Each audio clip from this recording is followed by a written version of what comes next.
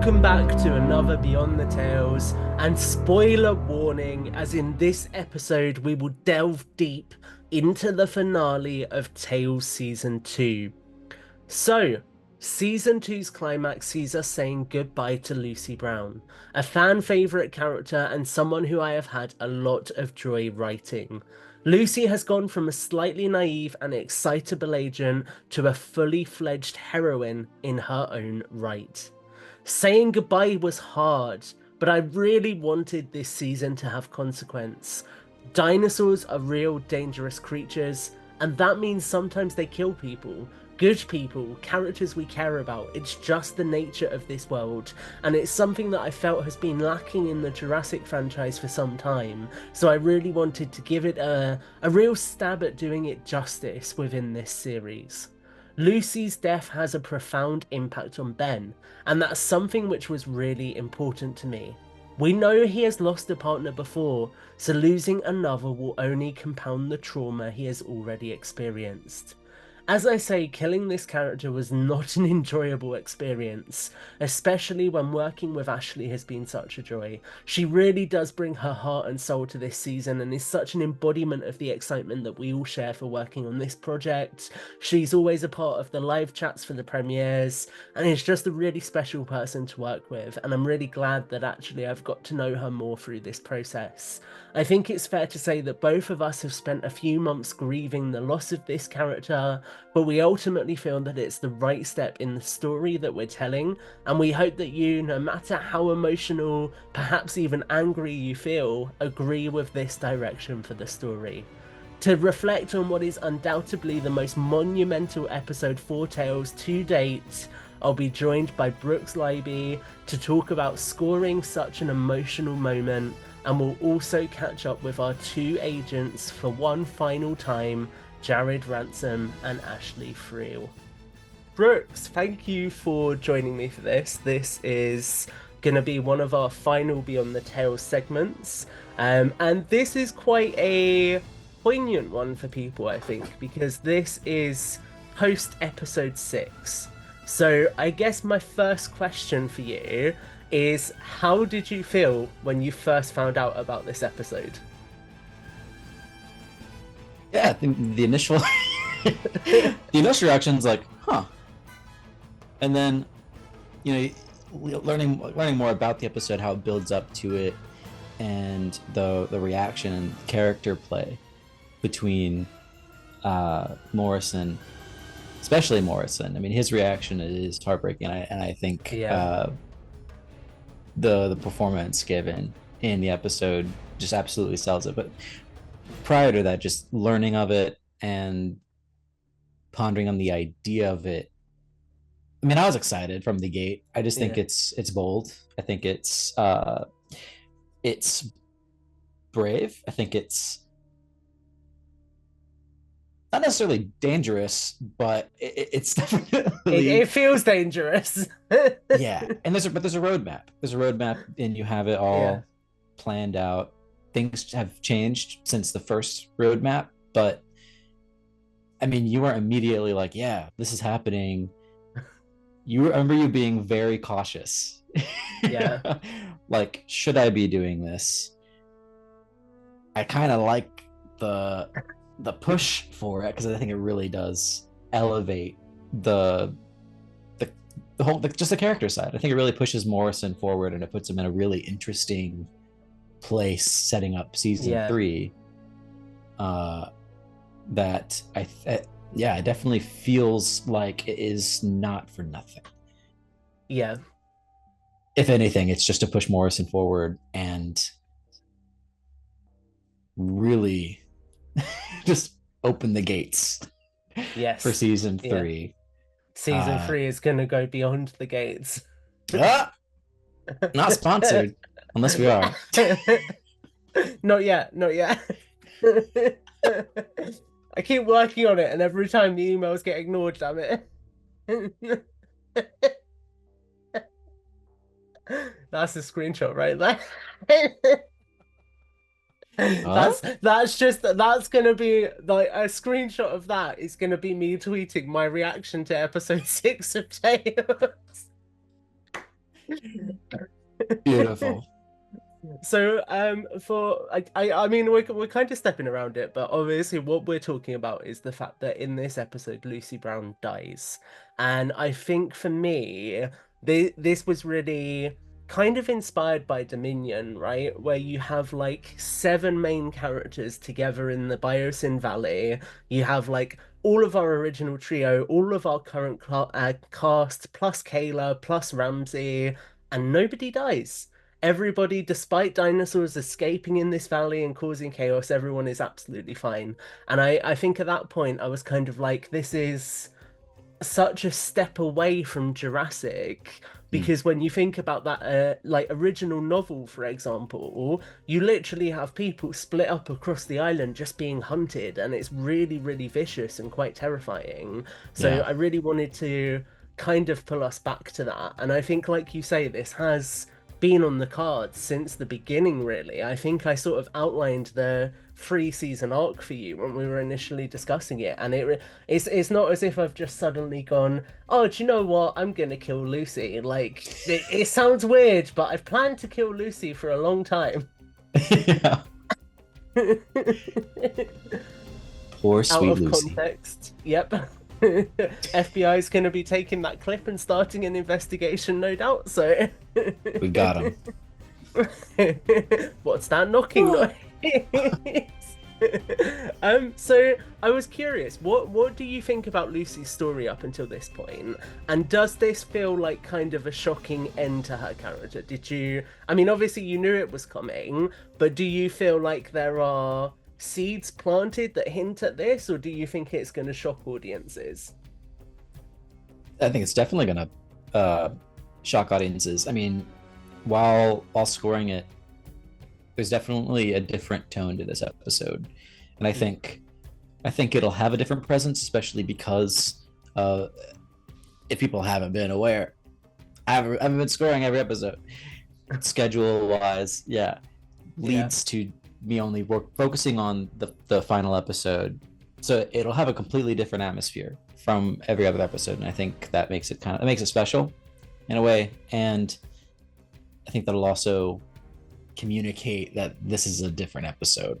This isn't. yeah, This is going to change things, uh, and also just focusing on making it a bit more epic than the previous season. Other than that finale, because that was pretty crazy. Uh, but I think the story building up to here um, for Lucy, I mean, she's got to be so many people's favorite character yeah, because I think she has a great arc. And Morrison, I mean, is always impacted by Lucy, very much inspired by her. I think yeah, uh, she's had the most, I think, acts of bravery. She's initially very, very meekish, young. She's not, uh, she's ambitious, but is smart enough to keep herself out of danger. And I think the pushes in, she's also very smart. So she's yeah, made a lot of very intelligent advances into these encounters. She's also opened up the most to the animals, and her connection to them and paleontology, uh, helping Morrison adapt, especially as Department of Wildlife yeah, agents. I feel like they work together, but even though they're so different, and leading up to now, Lucy ultimately being killed in an encounter. I mean, that it kind of keeps her moving forward past mm, now, if you know what I mean, where her presence, I think, will be felt continuing yeah, on into the next season in more ways than one, because I definitely think this leaves a negative connotation with Morrison, especially yeah, towards the animals.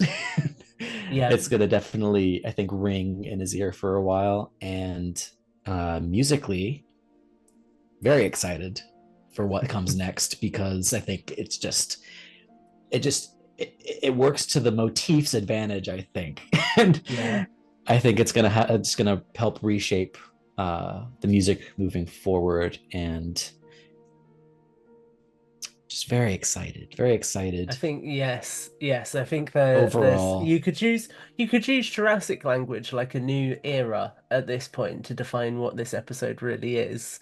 You're just loving that I've got all these references on tap. I know.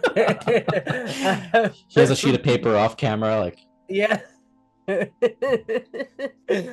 So before this check. episode, and when I was going through the editing process, I know we spoke a lot about the use of sound effects as well. And I remember there was a point where I made a point to put a message in our group chat where I was like, just so you know, for this scene, I've removed all the diegetic sound because I think it's really impactful. Feel free to score it, but see what you think. So when it comes to then approaching that and merging sound effects and score, especially for a scene like that death scene, how do you approach that? That was one of the few scenes that I've gotten to work with where a lot of it, even still without sound effects, is without Yeah. music. And I think it just needed that, because Yeah. the weight of a moment like that, especially if you just vacuum, it all out, I feel like that'll help with the emotional weight, and also just like the the air should feel different, in that Yeah. kind of moment. And then finding the point where the music comes back, I Yeah. think, is also really important. And that was a lot of fun to try and feel out where to bring back in uh Yeah. Lucy's theme. Then Yeah. also just like, I don't know, it's kind of mean because her theme is so sweet. I'm very proud of that theme Yeah. motif, that uh you know Me being like, hey, do you want to use this theme for a death? bro, yeah, I mean, Ashley, if you're watching, I'm so sorry that I'm so jovial about this whole thing. I'm not, I promise. but yeah, that scene I think was so much fun, especially going from nothing to, I mean, it's like a mocked up 110-piece orchestra going crazy. Yeah. um Very solemn and choral, but it's, I think, probably my favorite use of the, I'm starting to call it the dinosaur theme for Tales. Contain and protect initially, when they first see the apatosaur at the uh compound in season one. Yeah. And I love how it's developed over time, and I felt like this was like the perfect moment to really have it reach this new peak. Yeah. And then moving forward, yeah, I think it's gonna evolve and really shape into even more cool, exciting moments. That's yeah, I like that. So I mean you've touched on it a little bit, but obviously musical callback is really important, right? And when you say you've got the themes like the dinosaur theme, like Brown's theme, I know that that's really important to you to build that kind of evolution. So how do you approach that? Do you always have an idea of like where those themes will go in the future, or does it kind of come naturally depending on the scene you feel they fit into? Yeah, after I listen to the episode, I also tend to do a little spotting notes, like putting markers in Yeah, my timeline of like where certain ideas could work. I also read your notes and see where your ideas are for yeah, music, and kind of meeting those intuitive notes from my what listen, watch, listen, yeah. and just met the two words and created a new one. That was interesting. We enjoy it when Uh, you listen to Tales from a Jurassic World. and try and meet them in the middle. Um, but also, if I just can't think of anything, then I refer to your notes. Yeah, Um, but as for the themes, yeah, they kind of just, I mean, they kind of find themselves in the episode, if that makes sense. yeah, Um, Usually, tone and mood helps a lot. The themes are already written, so like the melody's there. Um, but if a moment's supposed to be, wonder and awe versus melancholy, or it's an action scene, um, I can have the idea of using the theme there, but then reshaping it and that makes it a little, it makes it a little easier, a little quicker. Yeah, And then just blending it all and expanding it throughout the orchestra, piece by piece, um, and making it fresh. Even though they're the same themes, I don't really want them to sound like they're being rehashed or reused yeah, from an earlier episode. Whenever I'm writing, whenever I'm scoring, uh, so always trying to find a way to make it different and unique per scene yeah. per episode. Um, so yeah, the episodes themselves really help find the That's music cool. for Yeah. whatever moments. Yeah, It's interesting hearing about making sure it doesn't feel refreshed as well, because I noticed when using the Dominion score for some of the earlier episodes, there's obviously a Biosim We Will Go, which has got kind of the core melodies of the Bio theme that kind of. I'm not actually going to try and do it because the second I went to do it, then it just left my brain. But that kind of like cool theme. And then there's another track, I can't remember what it is. It might be this Dodges and Burns Bright or one of the other ones, where it mm-hmm. then goes back into that theme midway through the song. And I thought that was quite cool, seeing how they had kind of reused it, but put something else at the front of it to make it feel a bit different. So I guess it's that kind of thing where you want it to feel new for the audience, but then obviously you hit them with something that feels familiar, so it is evocative of those emotions and those feelings they associate with it. Exactly, because you want it to be recognizable, but you don't want it to be distracting either. And I think, Yeah, I really like uh, Dodgson's theme and blending that with Biosyn's theme in the yeah, parts that they do, especially in the quieter moments in Dominion.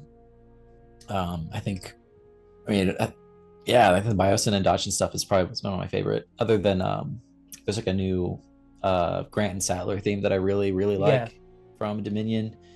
Um, I forget the name of it in the album track list, but There's no, quite a few yeah, songs to be fair. yeah, and yeah, a similar thing, like especially in the earlier season, whenever Dodson starts to become more apparent in, especially in Biosyn, um, having the theme be very subtle and brooding, atmospheric. It's the closest to the track you just mentioned, uh, Dodging Something. Yeah, Dodge and Burns Bright. This Dodge and Burns Bright. Very Yeah, similar with the bass flute, um, in like the very last episode of last season. Um, yeah, that leads, I think, into the credits. Uh, some of my favorite stuff, and definitely the similar treatment for how I've written. yeah. I like that. That's really awesome. Very So inspired. what? Yeah, there we go. I will say as well, fun little behind the scenes tidbit. The Sweet Sound video on YouTube of like some of the main songs from the Dominion score is what I listened to on loop when I was writing Tale Season 1. So there you go. The more you know. Yeah. So many gifs and clippable moments in this video. So what do you think the emotional impact of this episode is going to be on the audience, Brooks? Hit me with it. Do you think we're going to get some tears? Yeah, I feel like I also think there might be some. Ooh, That was a mosquito. They're going to be cloning Brooks in no time. you're stealing my thunder, buddy. Get out of here. That was fun.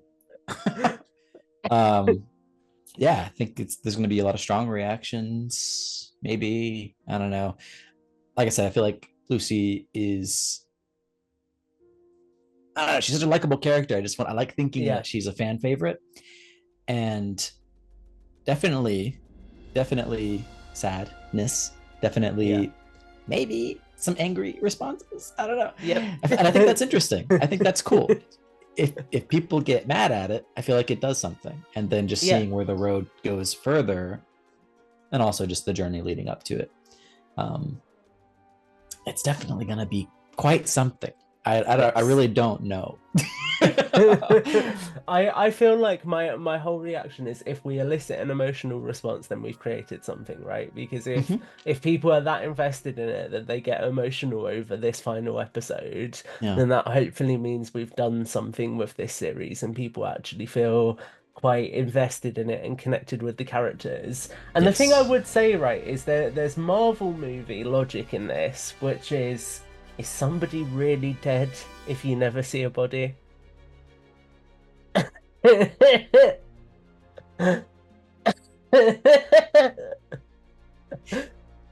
What's that even mean? I'm just saying that the last we see of Lucy, she's gone limp, and then biosyn agents are going into the tunnel where she is. That's the last we see. Lucy's Alive 2025. If that Start the becomes a thing, campaign. I'll start crying. Justice for Lucy. I can just imagine like Universal looking at the Jurassic World trends and there's Justice for Lucy Like, and they're like, what's what the going? hell is Who's this this? Lucy character? Yeah. Just so Oh, happens the main character in JP7 is called Lucy and they're like, is there a leak? oh God. They're like, oh, it's a fan-made podcast. Oh, that's cool. Let's pull the plug. Cease and desist. And I was about to say your reaction to it is way more optimistic than mine would be, but then the cease and desist is pretty accurate. Universal, please don't. Rest in We're peace, just, the Jurassic Park game that came before Survival. we're just having fun here. Yeah, please look at the shirt. We're just having fun. There's no threat to you here. No threat at all, I promise. So to round this up then, Brooks, do you have any other thoughts around this monumental episode? Because I think this is the pretty much the most significant episode so far, I'd say. I think it changes the dynamic and it really pivots the direction for the final season. So what are your kind of, I guess, thoughts around the status of this episode and what it means? I mean, it's kind of like my favorite episode of the whole thing so far.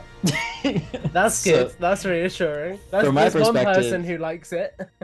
no, I love it. I think the writing on this one's really fun, and it gives Amblin. You know what I mean? Especially early Spielberg. I feel like, I mean, in the one scene when we're in the tunnels and they come upon a body, at that point I was like, man, this is like them in Jaws when Yep. they're checking out the ship Yeah. and they come upon that corpse.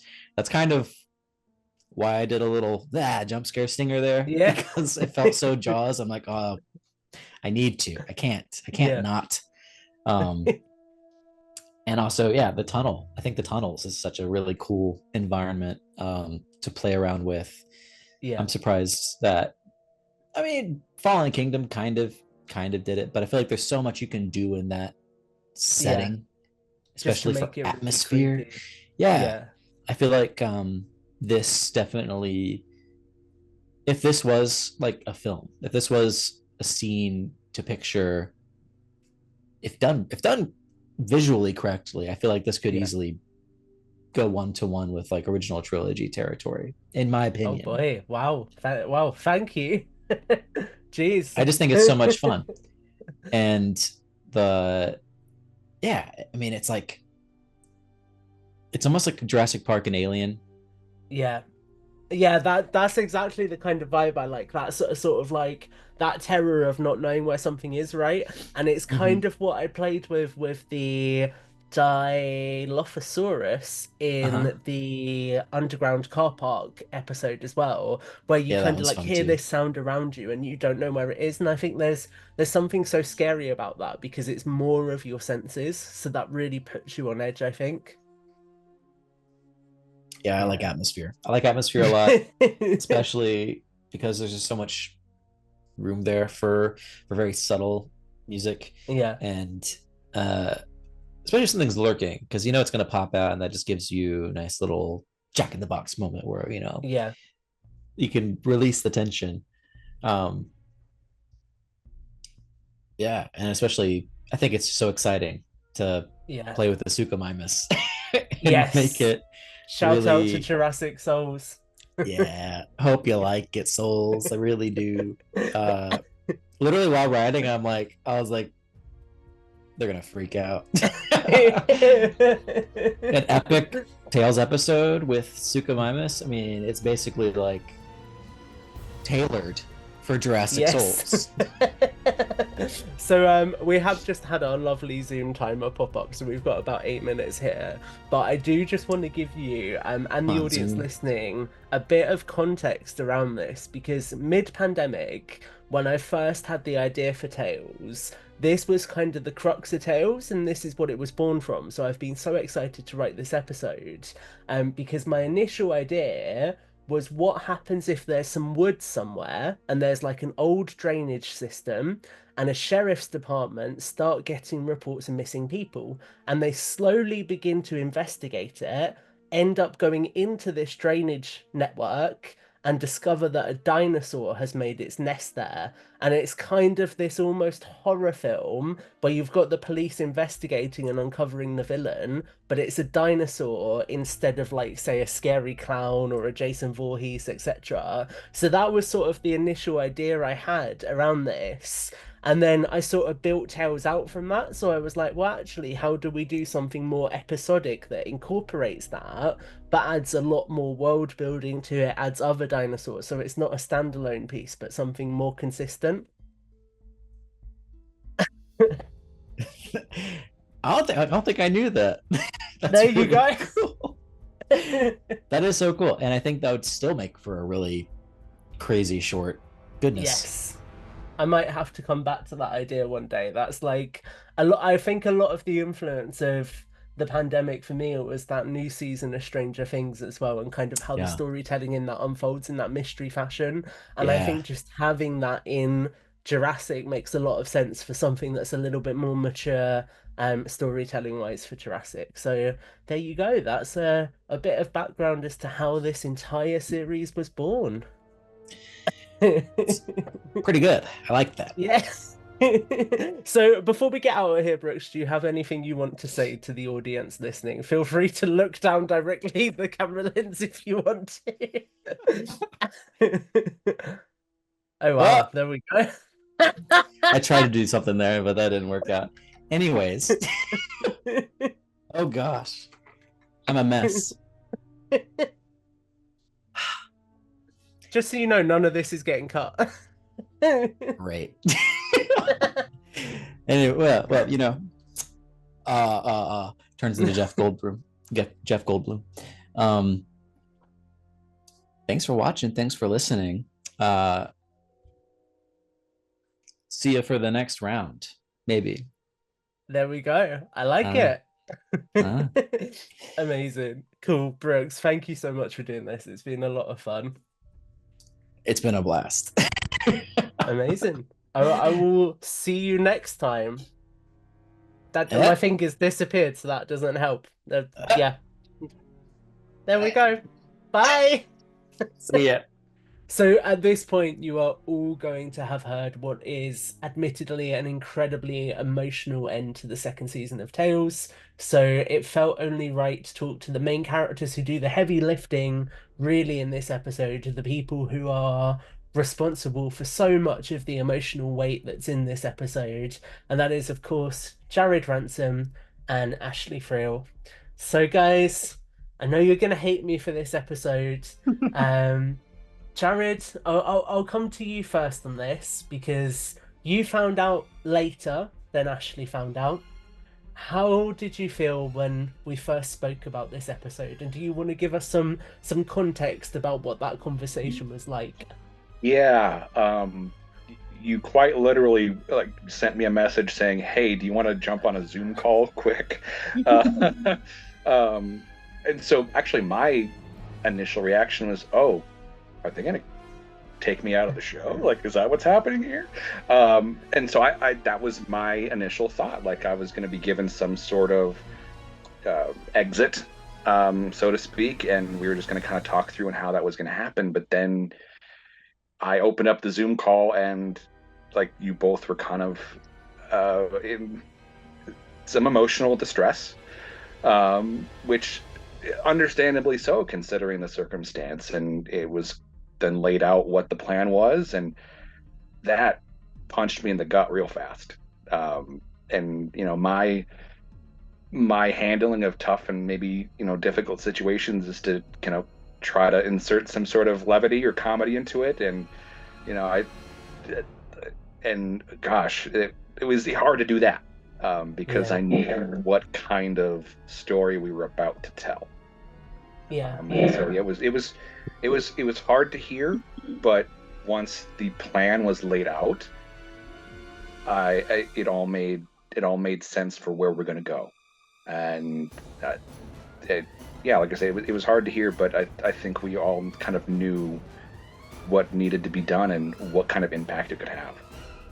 I think if you say it was hard to hear for you, Ashley, I can only imagine what that initial process was like for you. Well, I don't have to imagine because I've been on this ride with you, but why don't you talk about it a little bit? As you know, as my therapist throughout this whole thing, it was an emotional journey, and it was a grieving journey, because in every character that I play, I put a little bit of myself in that character. And then when you're in the headspace of these characters, and then something like this happens, it's tough. So this was an actual grieving process from when you first broke the news. And it's just been, it was really tough at first. It really was, but it's gotten easier with time, but it was an emotional roller coaster. Yeah, definitely. I think it was really interesting for me, and I'm going to interject and apologize to you, Jared, because I have a lot of questions for Ashley initially before I come back to you. So and feel free to chip in. So, like, yeah.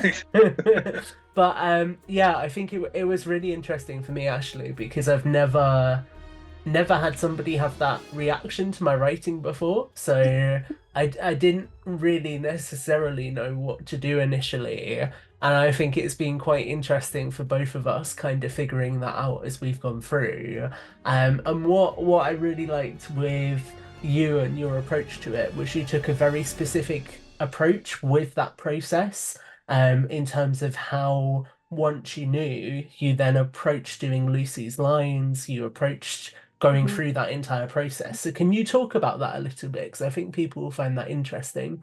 Yeah, so what I'd normally do is I record in episodic order, but I just couldn't do it for this time. With the weight of what was going to happen, and because I had all of that raw emotion going on too, I actually recorded backwards. So I did that scene first, and then I wanted to end on something that was a bit happier. So then I jumped back to one of the other episodes. But it was an interesting process, and when I hit record, which was really tough to do, because it almost made it feel real, like this was happening. And then as it's recording, I just let it all out in that moment, hoping that it would sound the way I wanted it to sound. I had to pull myself back a little bit during that, but that is raw emotion that came through on the recording.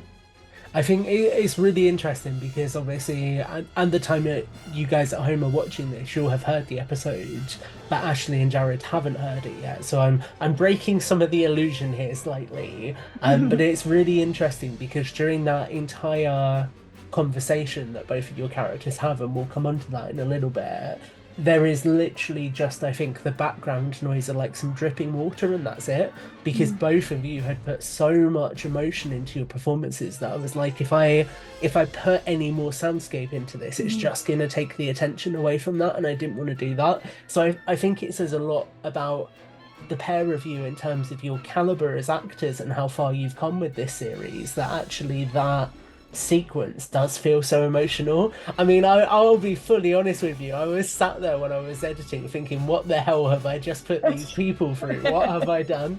Which is quite what was interesting too is when we normally will record these lines separately and we don't know how the other lines are going to sound until we listen to the final episode, the finished episode, but this time I had actually sent that recording to Jared so that he could then bounce off of that, to make it feel, a bit more genuine.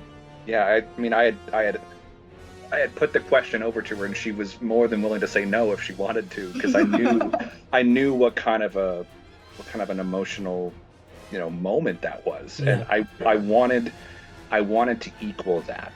I wanted to put myself into that moment and make sure that it was getting the justice that moment got the justice it deserved. Um, and yeah, just hearing that recording for the first time, it's like, you know what, I got it. Yeah.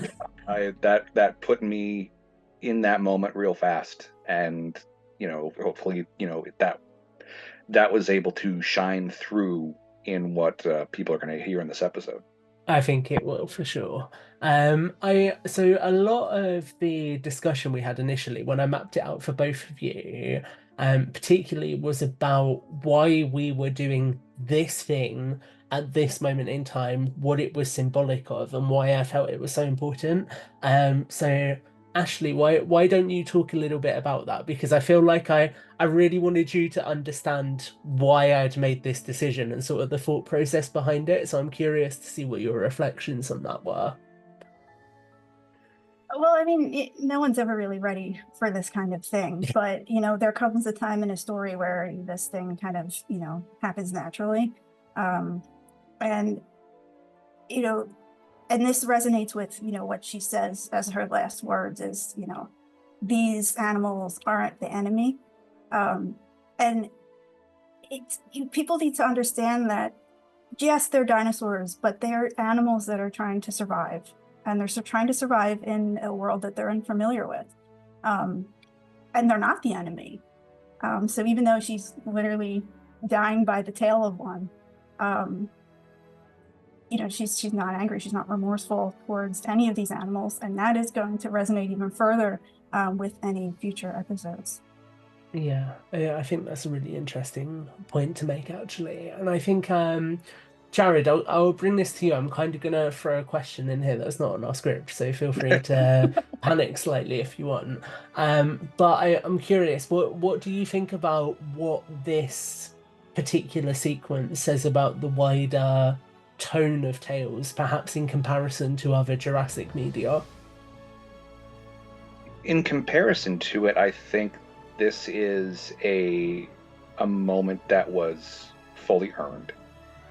There are, situations and circumstances in the other, movies and productions where, you know, a death is a death and it happens and people move on and it just kind of, it is what it is. This one, it's something that's quite literally built over 2 seasons. That story of, her belief in these animals and understanding that they are just looking to survive, and now to be, unfortunately taken out by one in this moment.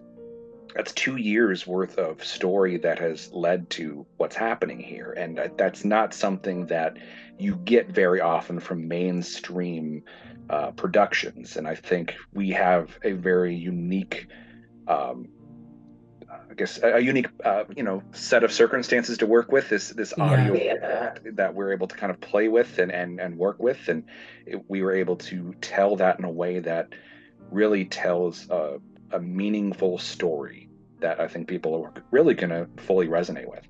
But I Yeah, think the shock value is there too, yeah. because going back to the films, they don't really take risks anymore. And this is fully doing that. So I think the shock value is going to be there as well. Yeah, because Yeah. I don't mean to interrupt, because I just wanted to go off that point that the shock value is there, because I remember the conversation before Dominion was always about, oh, which main character is going to get the axe? Like, well, who are they going to take out that could be meaningful to the story? Nobody is the answer that they gave. And so this, knowing that, people going into like, oh, they're not going to do anything. Yeah, this is a Jurassic product. Like they can't take out a main. And I will be completely honest, before Tom told me, before he broke the news about this, I was in the same thought process as like, he wouldn't. Yep. And then he did. Yeah. Darn you, Tom. Yeah. But that's why it is so meaningful, because it takes you off your guard, and you understand that no one is safe in this kind of world. It creates a sense of realism to what we're putting out there. Well, you guys between you have managed to summarize the exact motivation for it, which is pretty fantastic. Yeah, I think this was really all about kind of having that sense of consequence but also unpredictability, because these are wild animals, right? You see it all the time in zoos and things with tigers, with other animals. Even their trainers that spend years with them can't control that wild animal instinct. And I think it's something that, to your point, Jared, about Dominion, has been massively lacking in the franchise, because it's felt like main characters have plot armor. And while that's Mhm. nice and that's fluffy and it means that you get to spend more time with the characters you enjoy, it isn't realistic to life. Life is very rarely that clean and that lucky. So Mhm. I think it was quite important to reflect that in this, but do it in a way that also didn't feel contrived. So something that I had at the back of my mind a lot during this was Zara's death, and how dragged Mhm. out and sort of over the top that felt. So I felt like in this kind of moment, just having something brief but quite brutal was important in not overstaying its welcome, but also reinforcing the fact that, this is what happens when things with these animals go wrong. It's not as if you're gonna walk away from it with a bruise on your wrist and that's it. It can be quite deadly. Mhm. So it's interesting to hear both of you reflect that. I think Jared, obviously off the back of this as well, this is going to have a huge impact on Morrison, especially considering the fact that he's lost a partner before. So what do you think that's going to look like? It's really going to be, I think, a Groundhog's Day moment for him. It's like, oh, we're doing this again. Because he in season one, it took him a good amount of time to really embrace the fact that he has this new partner, a younger partner. They're going to have to, coexist and work together and be a team. And it really, coalesced in that last episode. And then in season two, you see the growth even from that. Like they're, attending a wedding. They're going out to dinner. They're hanging out. Like it really is a true partnership. And then it's gone again. And so I think that's going to have major consequences to his own personal psyche. He he may not be comfortable ever letting someone else in like that again.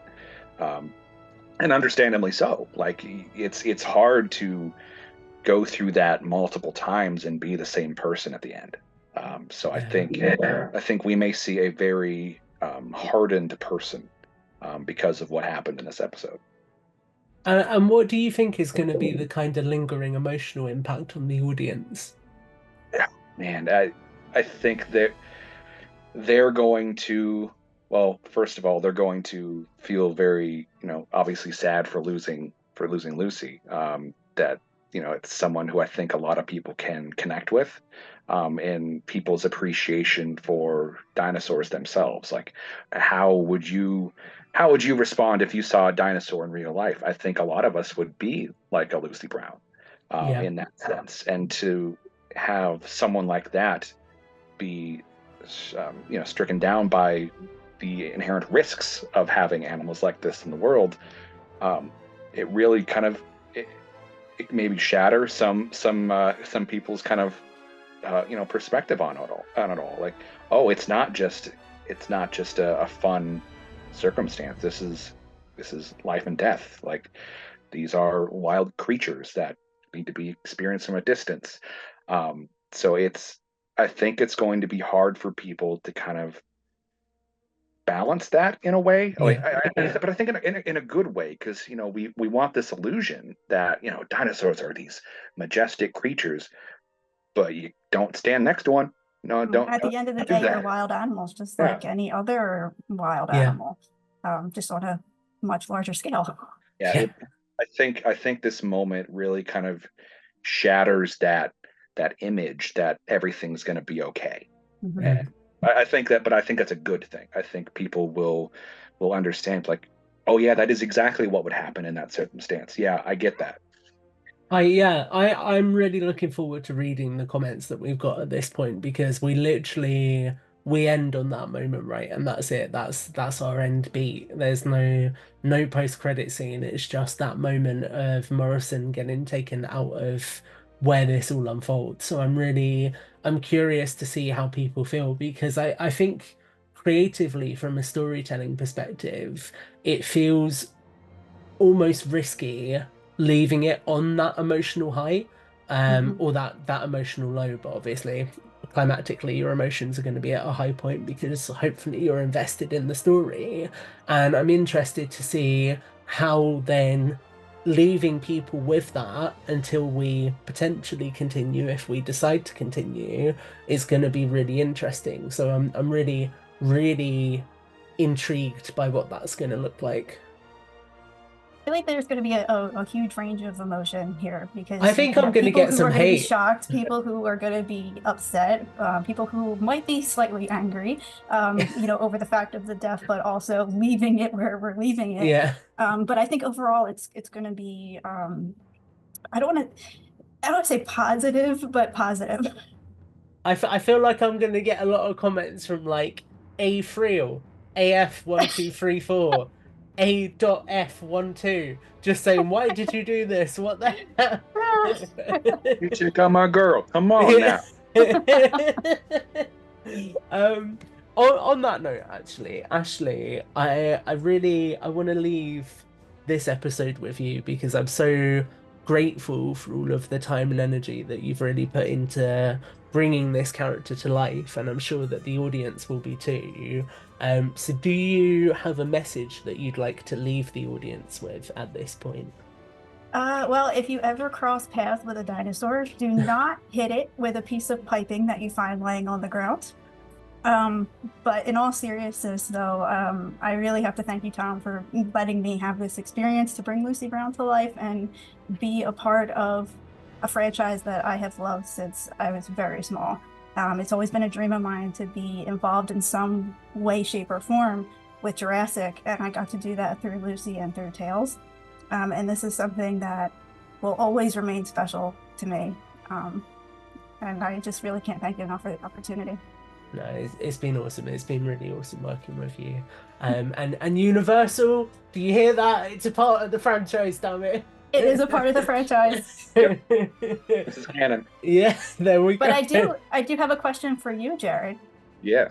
Now, this is a would you rather question for Morrison. Oh. Do you think would Morrison rather, after the events of the finale, confront a stampeding, raging dinosaur, or deal with Lucy's husband, Dan?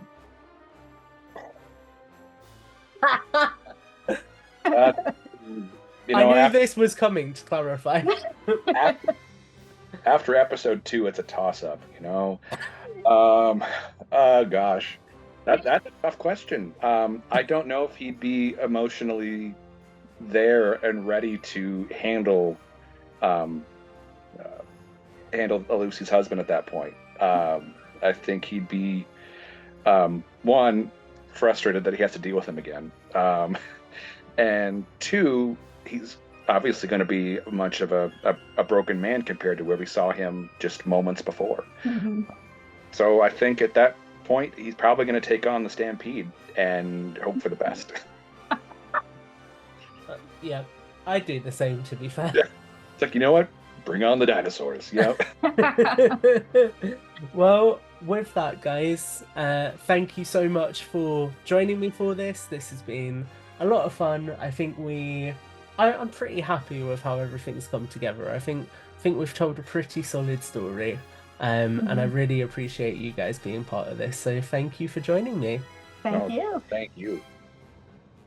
No new episode sneak peek this time, unfortunately. That is the end of Tales Season 2, but we do have one final Beyond the Tales episode dropping on May 22nd. Make sure to join us then.